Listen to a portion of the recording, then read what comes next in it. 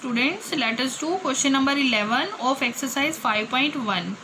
And question number 11 is, in the following figure is angle 1 adjacent to angle 2. कि इस figure में angle 1 जो है वो और एंगल 2 एडजेसेंट एंगल है. गिव रीज़न बताइए. तो इसका रीज़न भी बताना है.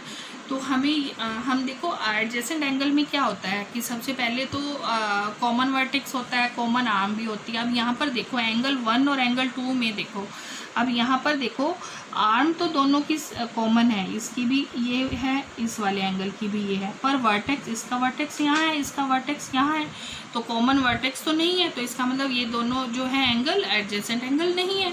तो क्या लिखेंगे, angle 1 and angle 2 are not adjacent because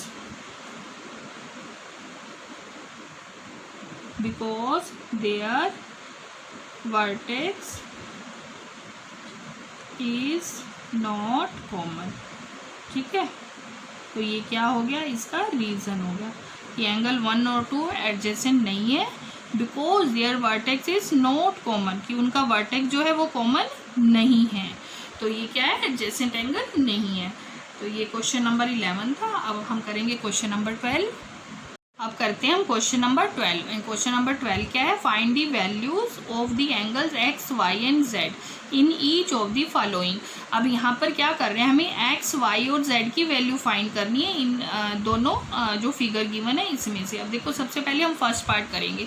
तो फर्स्ट पार्ट में देखो हमें क्या निकालना है, ये आपके पास फिगर है एक्स वाई और जेड, हमें ये फाइंड करना है. और यहाँ पर एक एंगल हमें गिवन है 55 डिग्री, तो इसकी हेल्प से हम बाकी के एंगल भी फाइंड करेंगे.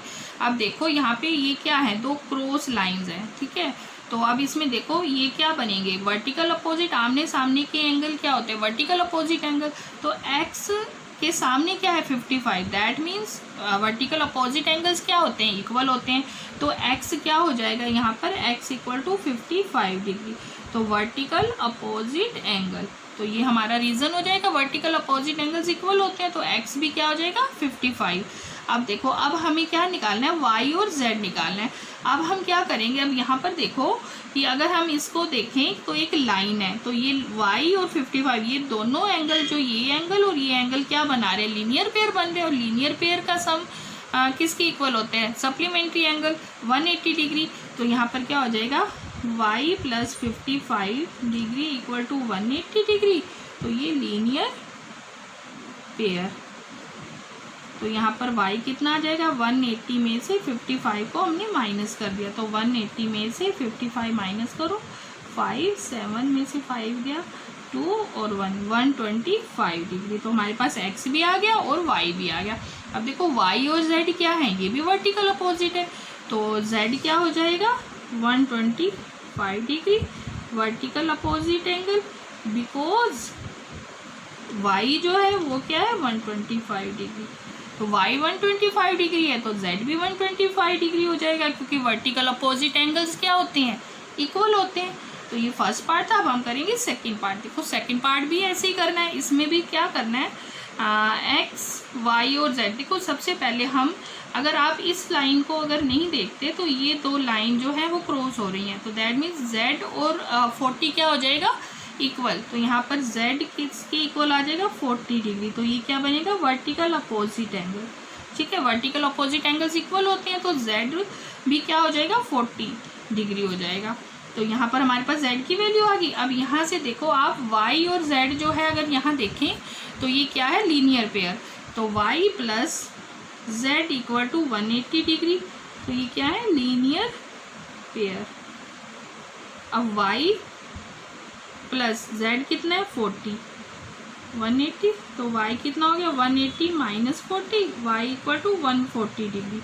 तो z की वैल्यू भी आ गई और हमारे पास y की वैल्यू भी आ गई.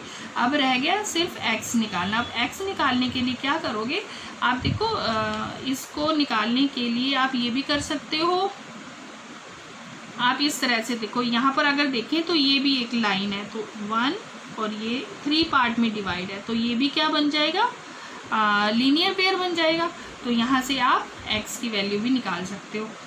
तो और या फिर हम एक काम और भी कर सकते हैं, ये देखो ये लाइन क्रॉस में है, ठीक है, ये और ये पूरा क्या होगा, वर्टिकल अपोजिट एंगल। तो यहाँ से भी आप x की वैल्यू निकाल सकते हो। तो आप देखो y किसकी इक्वल हो जाएगा, y इक्वल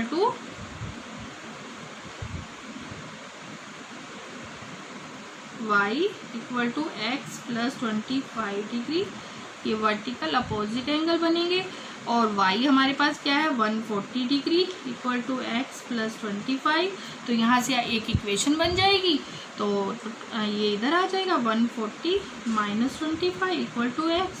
140 में से 25 को माइनस किया 5, 3 में से 1 और 1 तो 100। तो x कितना आएगा 115 डिग्री। तो ये क्या आ जाएगा, यहाँ से x आ जाएगा। आप इस तरह से भी कर सकते हो, या फिर आप इसको लेकर भी कर सकते हो कि इन तीनों को प्लस करके इक्वल टू 180। तो वहाँ से भी इक्वेशन बन जाएगी, तो x की वैल्यू आ जाएगी। तो ये लीनियर पेयर बन जाएगा। और अगर हमने इस तरह से कर दिया तो ये क्या बन गया, वर्टिकल अपोजिट एंगल। तो आप दोनों तरह से कर सकते हो। तो यहाँ पर हमारे पास z भी आ गया और y भी आ गया और x भी आ गया 115 डिग्री। तो ये क्वेश्चन नंबर 12 था। आई होप आपको अच्छे से समझ आ गया होगा। अब हम नेक्स्ट क्वेश्चन करेंगे।